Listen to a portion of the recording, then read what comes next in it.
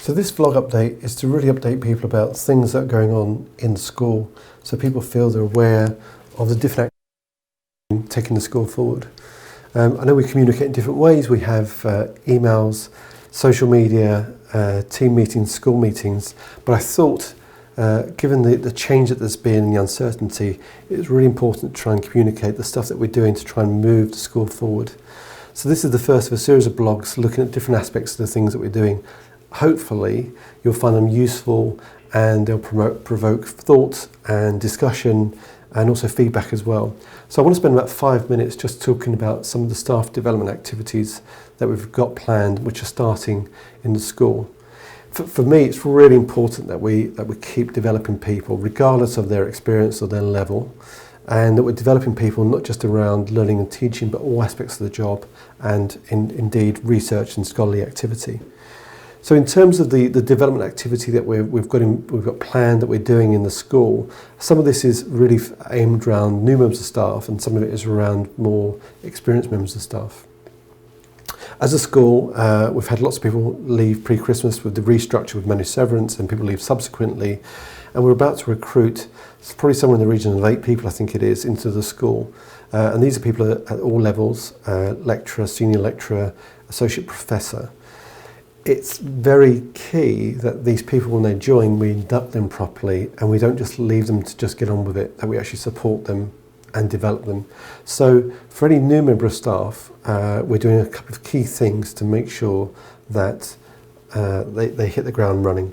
First of all new member of staff have a mentor, and this mentor is someone typically within the school, but typically someone they don't share an office with, who they can meet with on a regular basis, preferably once a month, and either discuss problems or issues, or just chew the fat, or bounce ideas, or provide support. The actual mentor training at the moment is pretty limited. There's a document around mentoring. We're hoping to develop this into kind of more formal mentor training for the mentors and the mentees. But I think it's really key that anyone new to this institution has a mentor, particularly if they're relatively inexperienced. The second thing we're doing for all new members of teaching staff is to put them on a one-day Teach Well programme. We know the university requires new academics who've got less than 3 years experience to do a PGCE, but the PGCE lasts a year. You may not do it in the first year, and this is a little bit too late. So Annie Hollins has been working with Marsh Spiller to develop a one-day Teach Well programme. So this is an intensive day looking at all aspects of teaching, from design of sessions, how the check learning is taking place in class, what do you do with a difficult class, using technology, a whole range of different things. So we're putting all our new members of our team on this Teach Well programme in order to ensure they're being developed. I guess for new people, but also more experienced people, Annie has also worked with ADU and Marge to look at a whole range of different learning and teaching development days. So she's put together 4 days over the year. Hopefully we're going to timetable these for what times when people can access them and can attend them. And for me, this is really important if we want to just keep improving what we do as lecturers and academics, and how we teach and enhance the student experience. So one of these 4 is going to be a Petra Kucha event, where we're going to share our good ideas and our good practice, what works, and also I guess what hasn't worked as well, so we can learn off each other because we've got such great expertise within the school. And then three other learning and teaching events on a whole range of different areas, but in particular I guess digital learning and technology enhanced learning, and looking at how we can use technology in the classroom to not only have a better student experience, but also to make our lives easier and better and have better outcomes. I think that's really important. And I guess this will sort of dovetail quite nicely with the Learning and Teaching Conference in the summer that I know some people at the school are presenting at.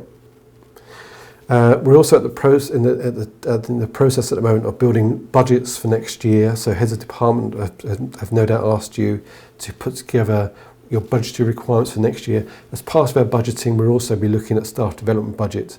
So this is for people to present at conferences where they are, to present at conferences with their data, but also other events to actually support people.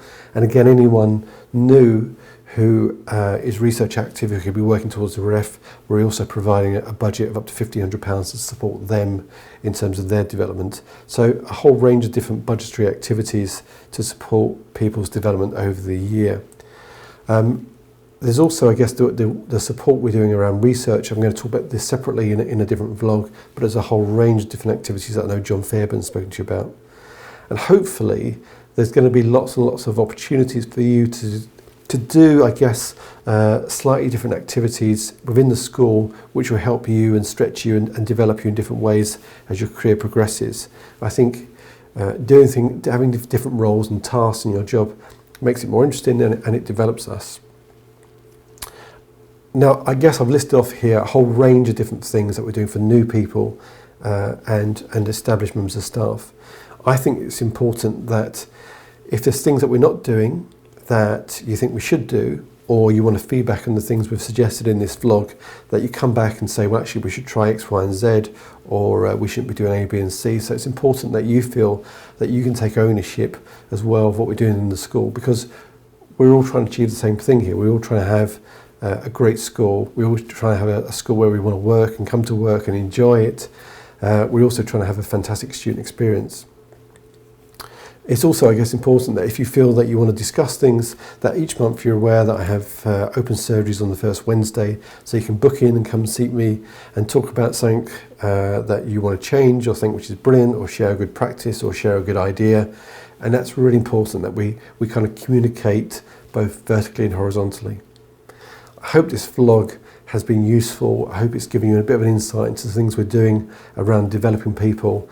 Make sure you feed back to me by your usual sort of routes and mechanisms, and hopefully this will be the first of many vlogs telling you and explaining and informing and about what we're doing, and hopefully also getting kind of feedback around how we're taking the school forward.